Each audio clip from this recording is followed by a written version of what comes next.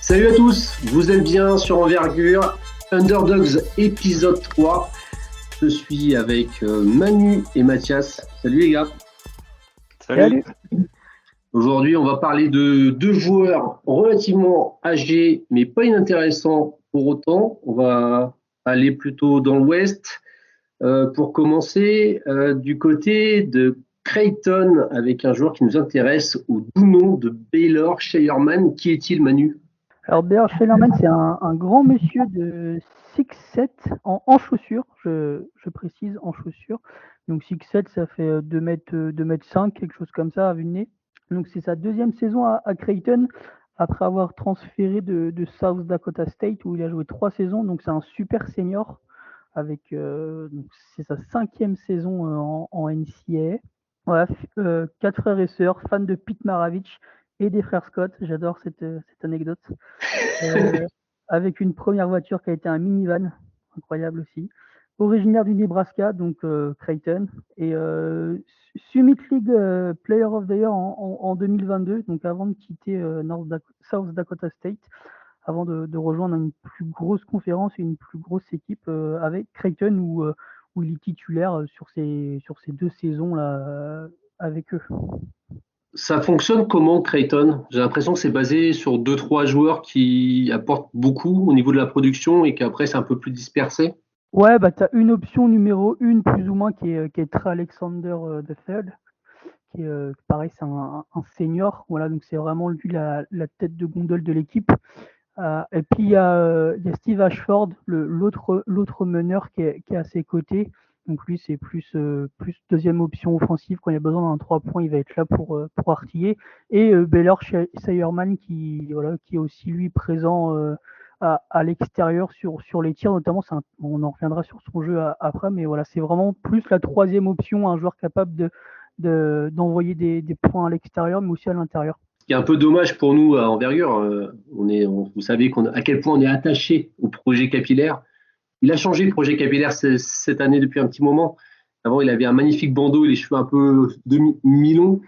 Et là, maintenant, il a été rasé. Mais ça reste un bon joueur. Un très bon joueur, moi j'aime beaucoup. Pourquoi je vais laisser après Mathias rebondir sur ce que je dis, mais c'est un poste 3-4 en NCA qui est capable d'artiller dans tous les sens. Il y a vraiment une belle diversité dans le tir, notamment à 3 points. Donc ça peut être du catch and shoot à l'arrêt, en mouvement, en sortie d'écran. Il n'y a pas trop de création pour lui à l'extérieur, mais il peut aller embêter, créer un peu d'espace des fois. Voilà, il n'a pas encore cette qualité athlétique qui lui permettent de créer de l'espace, de prendre de la vitesse et ce genre de choses, mais c'est un shooter incroyable, comme je disais, extérieur, mais aussi mi-distance, qui commence un peu à mi-distance et sur la seconde chance au rebond aussi, il est très très important. Il prend énormément de rebonds. J'étais assez surpris en voyant ses stats. Il a en carrière, donc sur ses 5 saisons avec en NCAA, il a plus de 7 rebonds. Donc j'ai trouvé ça assez intéressant. Et des deux côtés, il a près d'un rebond offensif par match. Donc c'est vrai qu'il se bat vraiment beaucoup. Et je trouve, moi, sur le film que j'ai vu, qu'effectivement, il y va, il n'a pas peur d'aller à la maillotche et d'aller ne serait-ce qu'embêter l'adversaire pour que le ballon dévie et tombe dans les mains de ses coéquipiers. Donc je le trouve vraiment super intéressant. Après, ouais, c'est un vieux joueur, entre guillemets, mais c'est un qui reste en fait très intéressant dans ce qu'il apporte. Il va être utile tout de suite dans une équipe professionnelle, je pense. La passe d'ess est toute faite. Mathias, au niveau, qu'est-ce que toi tu vois quand tu vois l'hyper productif Baylor Scheierman ? Je pense que Manu il a bien résumé les qualités premières de Baylor. Hein. C'est le shooter par excellence. Moi, je suis impressionné par la diversité et la difficulté des shoots qu'il prend. Et puis, ce qui est intéressant avec lui, c'est sa taille, quoi. Il fait 2m1, mais aussi avec des qualités de playmaking. Tu sais, c'est ces forwards qui peuvent aussi jouer avec le ballon en main de temps en temps en phase offensive. Il est quand même à plus de 4 passes de moyenne. Donc pour un shoot de sa taille, c'est quand même pas inintéressant. Et puis un pourcentage de lancer franc qui fait que confirmer ses qualités au shoot. Donc shooter fiable. Sur les passes, c'est 4 passes, mais quasiment sur son cursus universitaire, c'est pas une saison, il a 3 saisons à plus de 4 passes. Donc c'est vraiment quelque chose qu'il a toujours eu, et qui développe en fait au fil des saisons. Donc c'est intéressant de mettre le point là-dessus.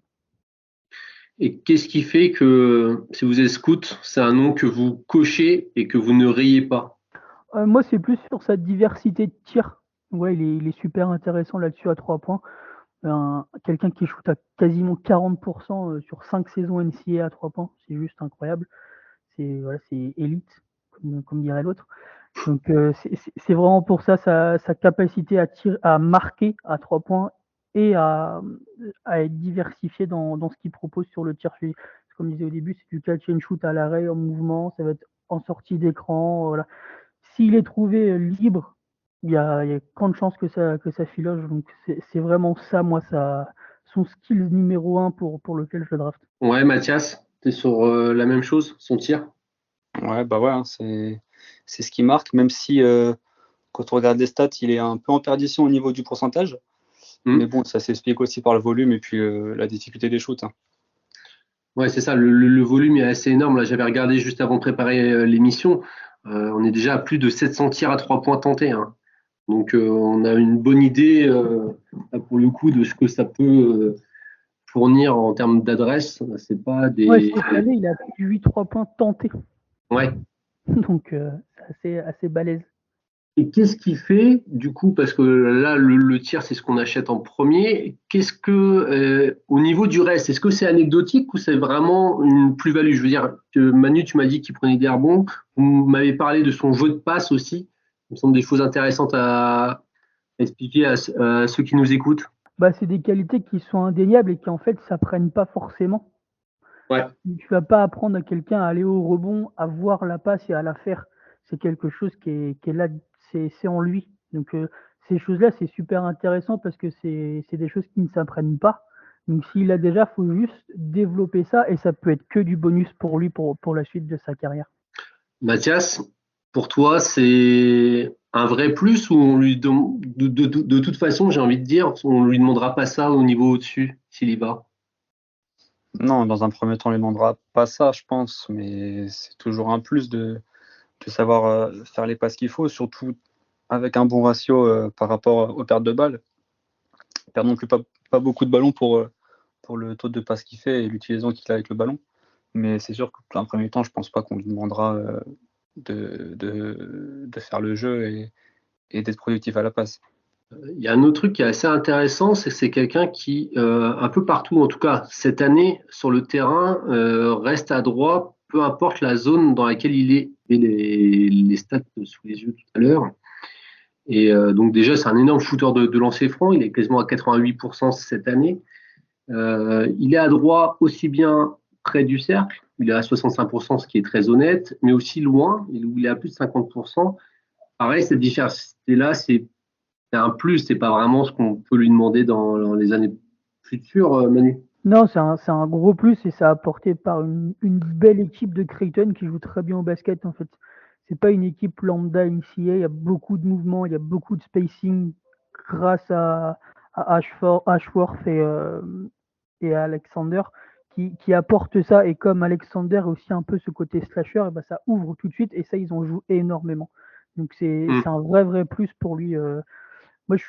Moi, non, c'est un vrai plus. Donc c'est des trucs pareil qui peuvent l'aider à connaître déjà son rôle et avoir un jeu de nos jours. C'est pas un jeu comme un jeu NCAA des années 90-2000 comme on peut toujours le voir dans certaines équipes.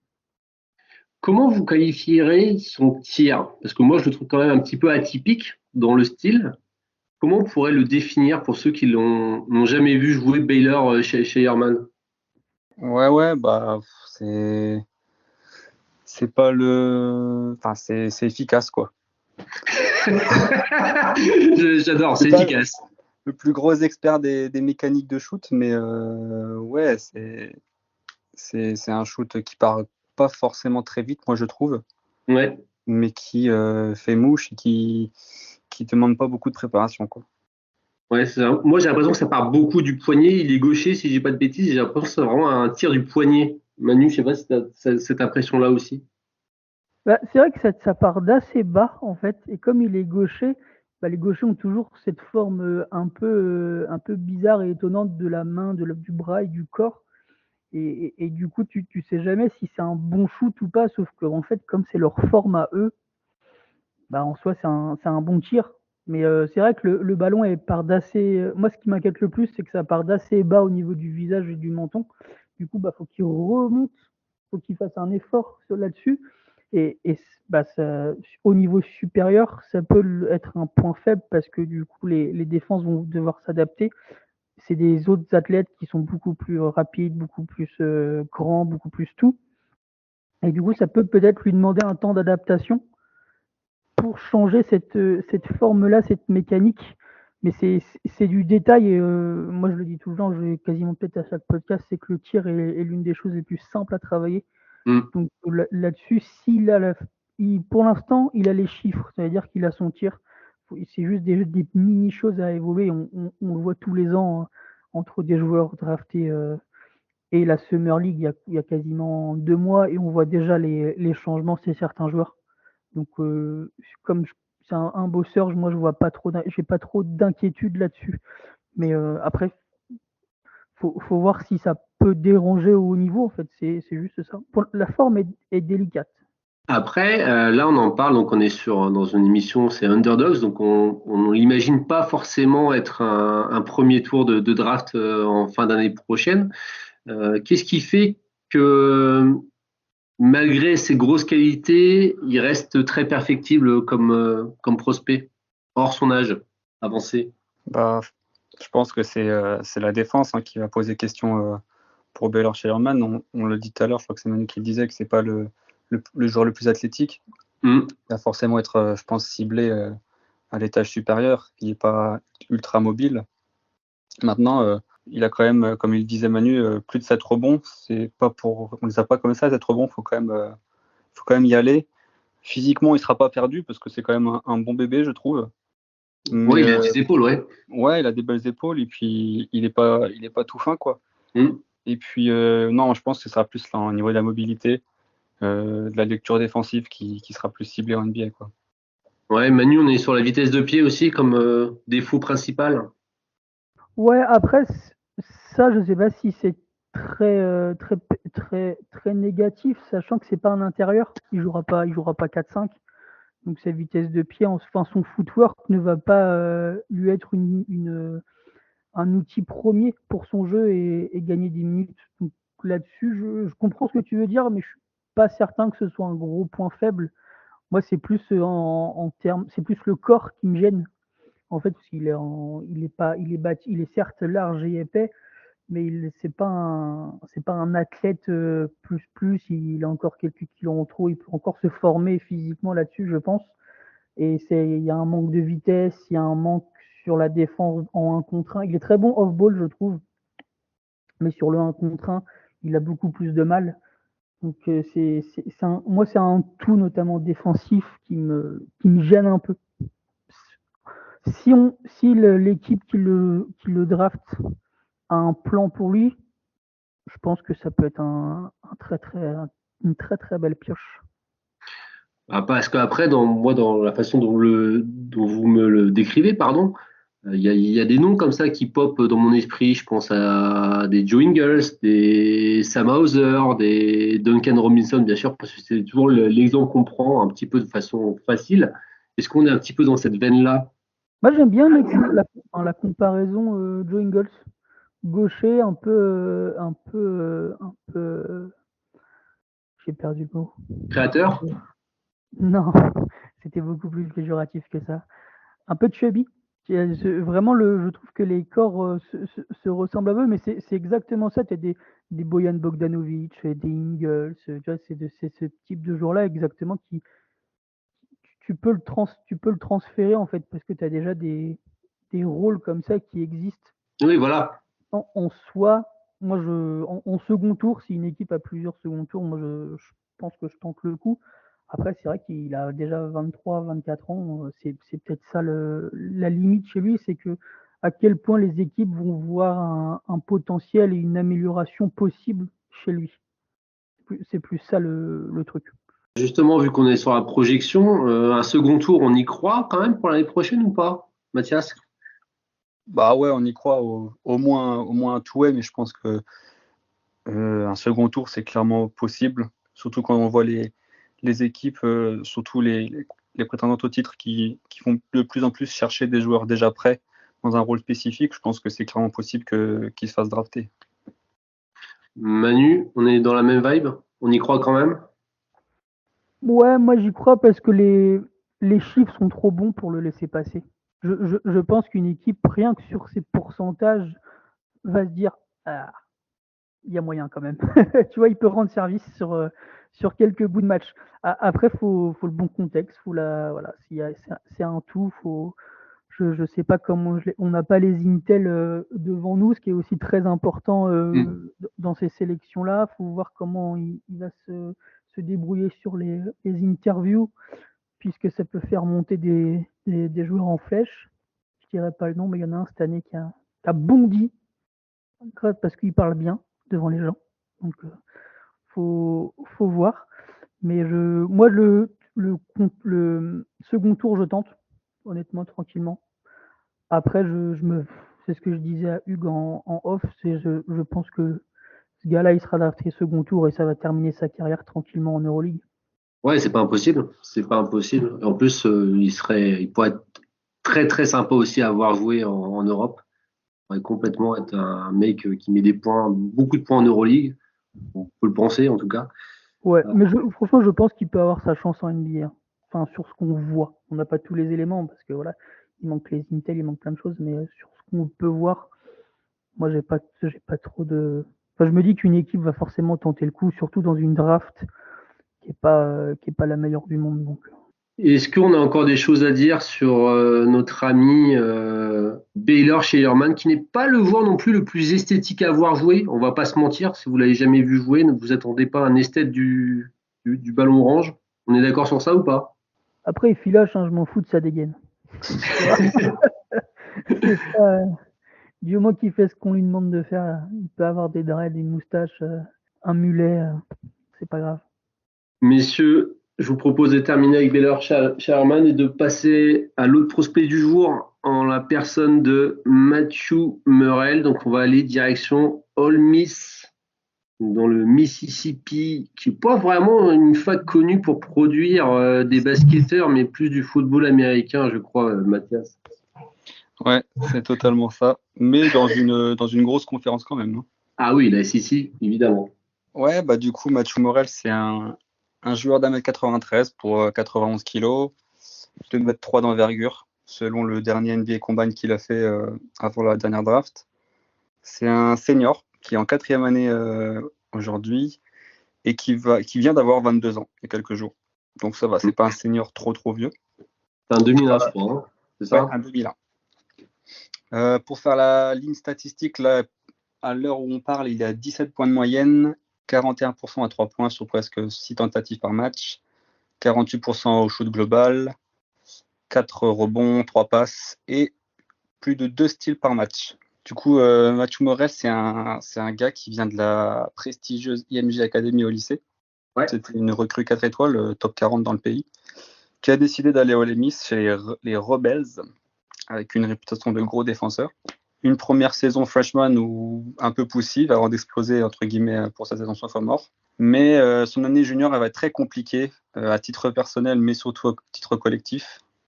Parce que son équipe elle va finir la saison avec 3 victoires pour 15 défaites en conférence. Donc très compliqué. Et lui, il va avoir ses pourcentages complètement chutés, perdre carrément 10% sur le shoot global et sur la ligne à 3 points. Donc forcément, les gens n'ont plus trop parlé de lui. Mais là, cette année, il s'est très bien repris sous l'impulsion du nouveau coach, le fameux Chris Bird, qui avait été viré de Texas. Exactement. D'ailleurs, qui est un peu l'équipe surprise de ce début de saison de SEC, parce qu'ils ont plutôt tendance à, comme tu l'as très bien dit, à être plutôt dans le fin fond des classements. Et là, ils sont plutôt, au contraire, tout en haut. Là, ils sont à 12-0. C'est une des rares équipes encore invaincues dans le pays. Exactement. Comment elle est composée, cette équipe d'Ole Miss? J'ai l'impression qu'il y a un gros noyau de joueurs seniors. Ouais, il y a pas mal de joueurs seniors. Il y a l'arrivée de Allen Flanagan qui vient de Auburn. Auburn, ouais, c'est Il ça. lui aussi renaît un peu, d'ailleurs. Mm. Et qui est pas inintéressant. Et puis, forcément, Chris Bird avait besoin d'intérieur. Donc, il a récupéré des gros mastodontes seniors. Moussa Cissé et Jamarion Sharp, qui fait plus de 2,20 m, lui, je crois. Ouais, c'est un 7-5 même. Ouais, donc deux plus grand gros que intérieurs ouais.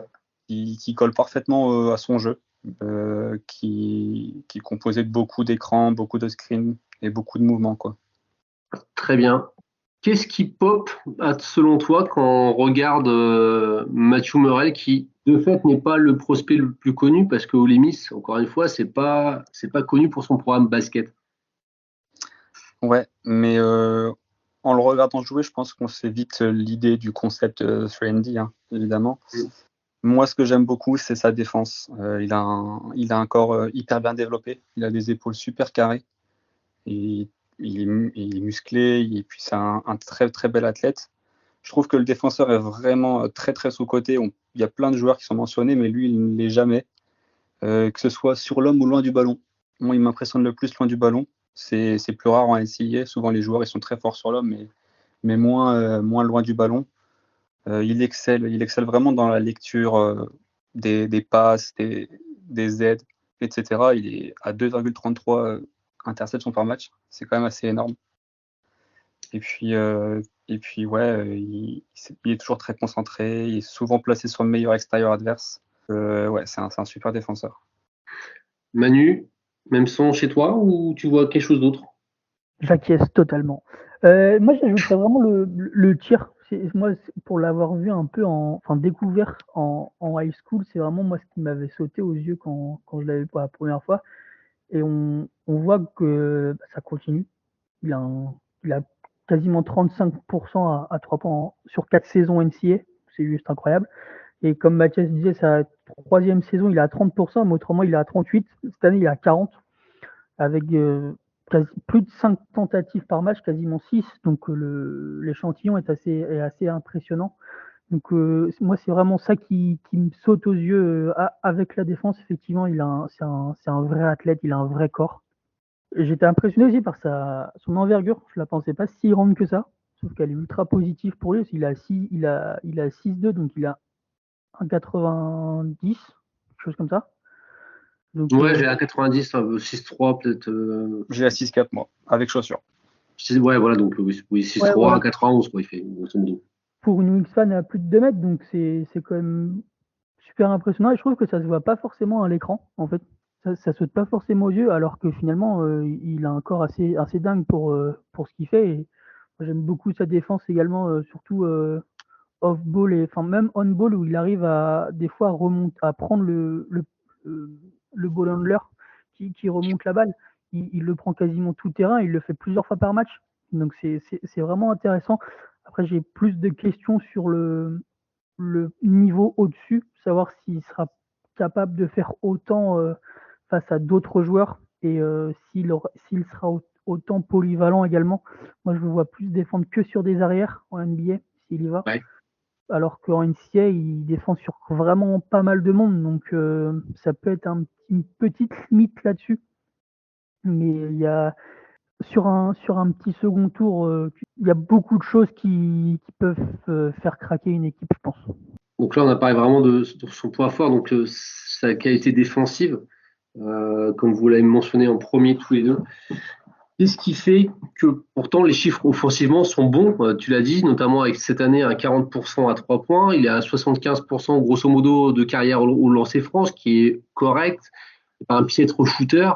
Qu'est-ce qui fait qu'on a du mal à imaginer mieux à l'heure actuelle qu'un second tour de draft pour lui?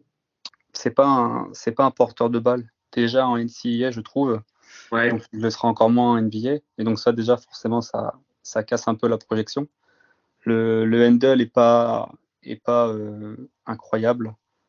Donc, déjà, il est mieux loin du ballon. Et puis, en plus, je pense que le mid-range, c'est un point à travailler pour lui. Il a le shoot extérieur derrière la ligne. Il a aussi le shoot au cercle parce qu'il est athlétique. Mais le mid-range, c'est plutôt plus compliqué, plus maladroit. Mais ouais, je pense que c'est surtout ses qualités de porteur de balle qui freinent complètement sa projection. Et puis, c'est pas non plus un excellent passeur, même s'il a quand même une bonne moyenne de passes. C'est pas le passeur le plus fou. Oui, il a un rapport assist-turnover tout à fait correct, hein, je crois. Il a 3 passes de 2 balles perdues, quelque chose comme ça, donc ça reste honnête. Est-ce que tu penses que son handle l'empêche de créer son tir à mi-distance et que c'est ça qui l'empêche aussi d'être bon dans ce domaine-là? Parce qu'apparemment, le tir, il l'a quand même. Bah, complètement.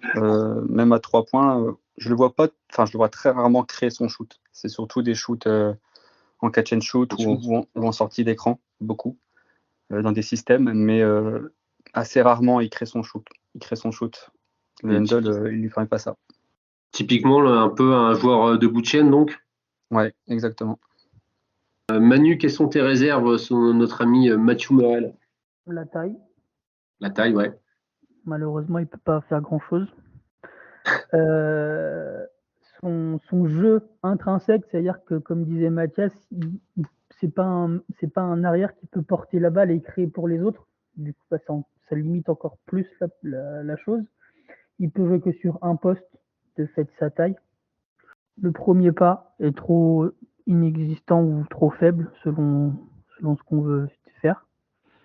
Et ouais, le handle, ce couple premier pas handle en fait lui permet pas d'attaquer le panier et de créer les différences sur son vis-à-vis. Du coup, il est limité aux 3 points et c'est comme disait Mathias, c'est beaucoup de catch and shoot. Il y a un peu de pull-up, mais c'est assez rare finalement, alors qu'il peut le faire. Du coup, ouais, c'est vraiment un tout physique, jeu qui fait que malheureusement, il a un plafond de verre qui va être très très compliqué à casser. Est-ce que au niveau intelligence basket, il pourrait être un espèce de connecteur, alors pas forcément porteur de balle primaire, mais être ce gars qui est capable de faire la bonne passe au bon moment quand elle se présente, quand le décalage est fait, par exemple? Moi, je pense que oui. Je pense qu'en rôle de connecteur, il peut être intéressant. Il a 3 passes. Hein. J'ai dit tout à l'heure que c'est pas le plus grand passeur, mais il n'est pas non plus mauvais. Il reconnaît quand même très souvent quand son coéquipier est seul, son intérieur, et souvent il est seul à l'intérieur, il arrive à le trouver.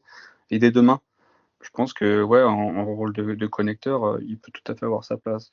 Comment on le projette? Donc, est-ce qu'on imagine vraiment, est-ce que ce côté justement manque de playmaking quand même, enfin de création plus large, c'est pas vraiment et combiné à la taille, comme vous l'avez dit, parce qu'effectivement, si c'est un bon défenseur, mais juste sur un poste, on devient tout de suite un prospect moins intéressant. Est-ce que vraiment on l'achète au deuxième tour? Ou on va sur des profils qui ont peut-être plus justement le physique, mais pas forcément, qui n'ont pas forcément prouvé? Moi, perso, je l'achète. Après, le problème, c'est que des profils comme ça, d'arrière scoreur athlétique, il en existe énormément. Donc, c'est compliqué de tirer son épingle du jeu et de se faire drafter au deuxième tour. Maintenant, il n'y a pas beaucoup de joueurs dans ce concept de 3&D de sa taille qui sont aussi forts loin du ballon. Et je pense que c'est quelque chose qui est très très important en NBA. Donc c'est pour ça que moi j'y crois, surtout qu'il a une vraie diversité au shoot. Dans des systèmes, il peut clairement faire filoche derrière des bons poseurs d'écran, etc. Il peut avoir un vrai rôle, je pense. Moi, j'hésite grandement parce que c'est vrai qu'il a des qualités qui sont assez sympas et qui se disent peut-être que, mais son manque de taille et de création balle en main, pas pour les autres, mais vraiment balle en main. C'est comme disait Mathias, il a sur le high-low de l'extra pass, il y en a beaucoup et très intéressante. Mais vraiment balle en main, mais comme il l'a jamais, il est vraiment beaucoup sur le 3 points. Moi, ça me pose souci par rapport à sa taille et que finalement il va être très très vite ciblé parce que il peut faire qu'une chose finalement, c'est tirer. Il n'a pas ce côté slasher, il n'a pas ce côté création, même pour lui, pour son tir, il n'y a pas de création d'espace, il n'y a pas ce genre de choses là qui fait qu'il peut être intéressant au niveau supérieur. Donc moi j'hésite beaucoup. J'ai envie d'y croire parce que j'aime beaucoup le joueur, mais s'il est drafté, je pense que ce sera fin de second tour où il aura. Mais moi, je le vois plus undrafted et choper un two-way et faire ses gammes Angeli et malheureusement pas y rester longtemps. Peut-être un truc à creuser un petit peu avant de conclure sur Mathieu Morel. Comment on explique, pour les auditeurs les moins aguerris, le fait que quelqu'un peut être athlétique sans avoir un bon premier pas? Bah, moi, de ce que j'entends dans athlétique, c'est pas sauter haut. Athlétique, c'est plusieurs choses. C'est déjà un corps, il est vraiment bâti, c'est un athlète, tu vois. Mais c'est pas un athlète dans le sens où il peut pas. Comment expliquer ça?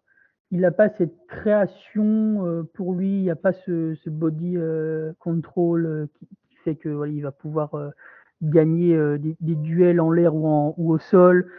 L'athlète, c'est pas juste le dunk en fait, et aller haut. C'est plein de choses, c'est de la création. Quand il y a, moi, il y a quelque chose qui avait pop-up sur ce mot-là, c'est avec Doncic, où tout le monde disait non, non, il n'est pas athlétique, il n'est pas athlétique. Sauf qu'en fait, il l'est, mais à sa façon. C'est un mec qui crée des espaces dingues avec ses jambes. C'est juste fou.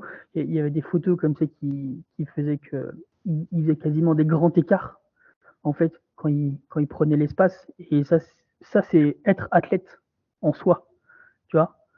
Et ça, Mathieu Morel ne l'a pas.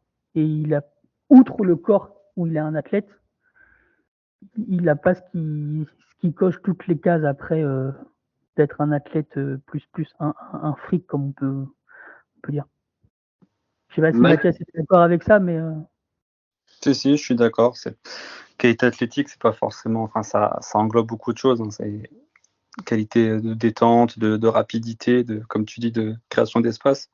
Lui, il n'a pas la création d'espace, mais il a la rapidité, il a la mobilité latérale, il a la détente. Mais c'est vrai que son manque de premier pas, de coup de rein et de création d'espace, ça serait un problème.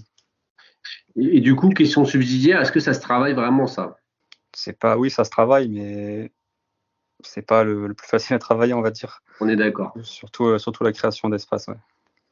On est d'accord. Mathias, vu que c'est toi qui l'as le plus vu, donne-nous des bonnes raisons de regarder Ole Miss quand même.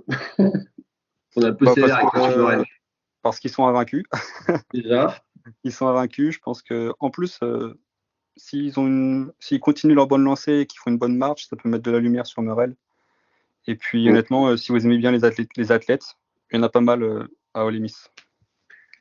Traditionnellement, toutes les facs où il y a beaucoup de football américain, il y a souvent des athlètes quand même, et pas forcément des basketteurs, ça c'est vrai aussi. Mais cette année, ça joue bien au basket à Ole Miss, donc il faut les regarder. Ainsi va se terminer notre Underdogs troisième épisode. On va avoir aussi une pensée pour le basket français, pour le BCM Gravelines, parce que leur salle est partie en fumée. C'est un petit peu triste, donc on les mentionne et puis on pense quand même à eux. On pense aussi à vous. On vous souhaite de bonnes fêtes de fin d'année, un bon nouvel an. Revenez en pleine forme. Nous, on sera là, toujours. À bientôt. Ciao, ciao, ciao.